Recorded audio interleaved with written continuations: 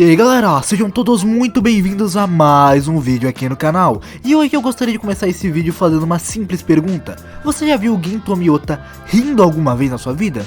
Se não, hoje vai ver, meu querido. Esteja bem-vindo ao seu dia de sorte, pois a gente vai falar de um dos Gaidens mais interessantes da história de Kimetsu, o Gaiden do Tomioka, chamado de Tomioka Jin Gaiden. Vamos pensar um pouco. Lembrando, pra quem não sabe o que é Gaiden, são histórias paralelas que se passam dentro do mesmo universo que uma história maior.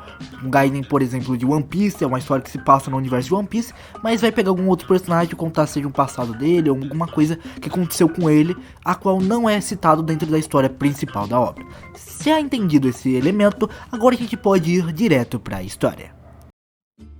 O Gaiden já começa de uma forma muito interessante.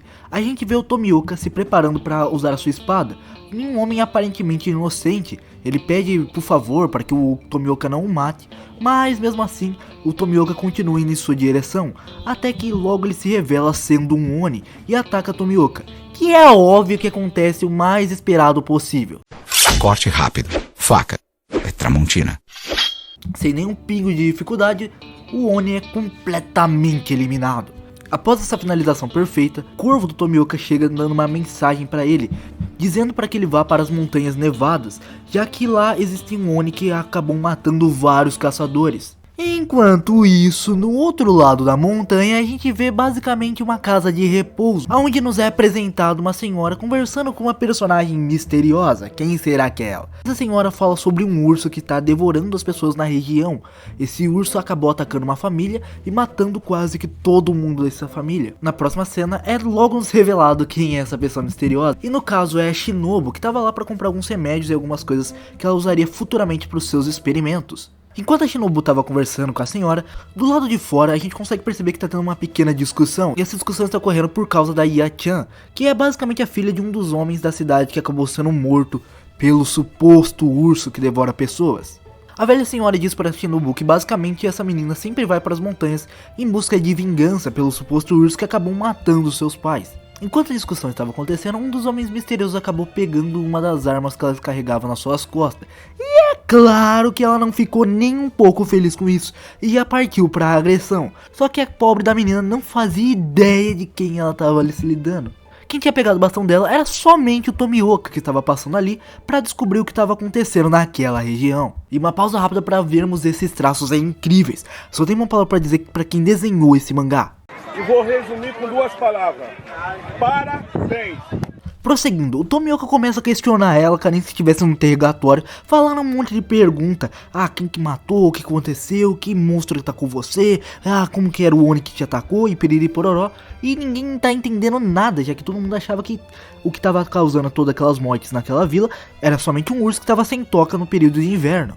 E é claro que por conta dos questionamentos do Tomioka, todo mundo em volta fica sem jeito, e logo acontece uma cena bem inesperada. Um dos homens diz que aquele cara é um assassino que acabou matando uma família em outra região. Claramente ele confundiu o Tomioka matando Onis com matando pessoas normais, e por conta disso todo mundo começa a ficar louco tentando pegar ele. E é claro que para ajudar o nosso querido incapaz social, chega a Shinobu para poder explicar a situação de uma forma mais clara. A Shinobu começa a explicar as coisas e logo Tomioka fala que não precisa, que tá tudo sob controle e que está tudo na maior perfeição possível. E ele diz isso enquanto todo mundo tá em volta dele, roubando as coisas dele e amarrando ele com várias cordas, mostrando a falta de tato completo que esse personagem tem.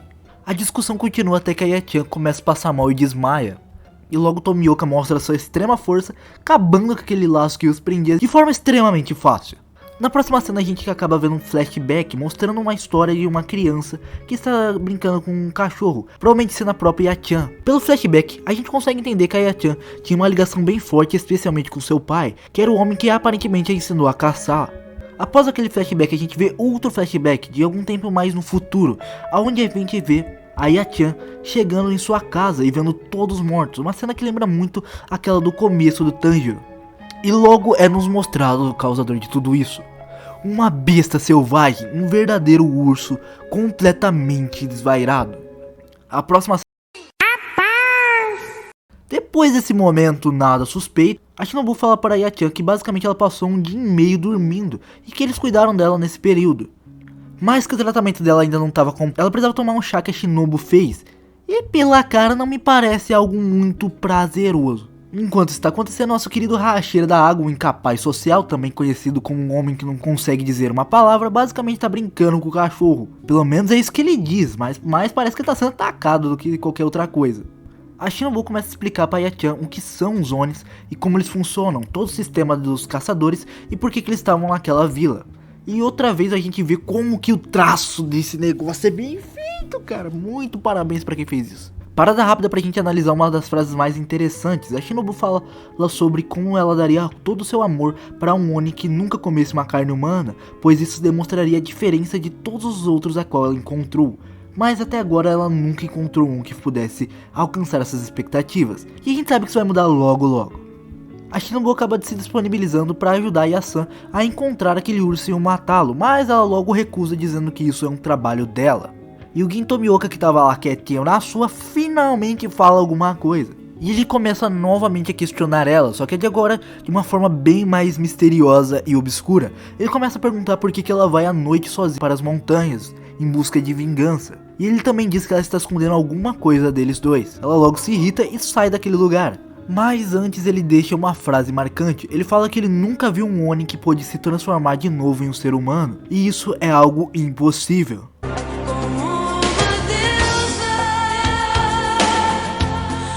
Após essa breve ceninha da Shinobu, os dois se preparam para ir atrás da Yasan. A cena corta e mostra ela novamente no meio das montanhas, onde vemos um flashback da sua história quando ela ainda era criança e estava aprendendo a caçar junto com seu pai. Onde ele deixa um dos lemas da família, que é: por matarmos temos que viver. Será que essa frase será interessante? Continue assistindo. A cena corta e volta para a montanha, onde está tendo uma certa nevasca e é onde ela está tentando encontrar o pobre do cachorro. Até que ela finalmente encontra, mas algo bem ruim aconteceu com ele. Pobre coitado do doguinho. Aperta F no chat aí, rapaziada. O pobre do touro foi completamente decapitado. E de longe a gente consegue ver uma figura que provavelmente fez tudo isso. E quando a figura que matou o pobre do cachorro é nos mostrado, vemos que na verdade ele era o pai da Gyo-san, que agora era um Oni. Mais alguns flashbacks são nos mostrados, onde a gente consegue ver o que aconteceu com mais clareza, onde basicamente o pai da Yosan matou todas as pessoas que estavam dentro da casa e depois fugiu. A Yosan, vendo toda aquela situação, dá um tiro na cabeça do seu antigo pai, que basicamente não tem efeito nenhum, já que ele é um Oni. Logo nós vemos que a Yosan está sendo atacada pelo seu próprio pai, numa cena que lembra bastante as primeiras cenas da Nezuko Oni. Mas é claro que nessa situação complicada, quem aparece é ele, o mestre espadachim. O Gin Tomioka chega e logo afasta a criatura da própria Yosan. O Gin Tomioka chega e já lança uma varada de espada no pai da Yosan, que logo se afasta. E logo atrás a Shinobu chega para ajudar ambos os dois. E assim termina o primeiro capítulo do Gaiden. Agora vamos para a segunda parte, que começa com um flashback mostrando a Yasan quando ela era um pouco mais nova, repetindo os lemas do pai, onde ela diz: porque matamos, temos que viver, o lema da família. Logo a cena corta e mostra pro presente, onde basicamente o Oni, que era seu pai, teve um dos seus braços completamente dilacerado pela espada do Tomioka.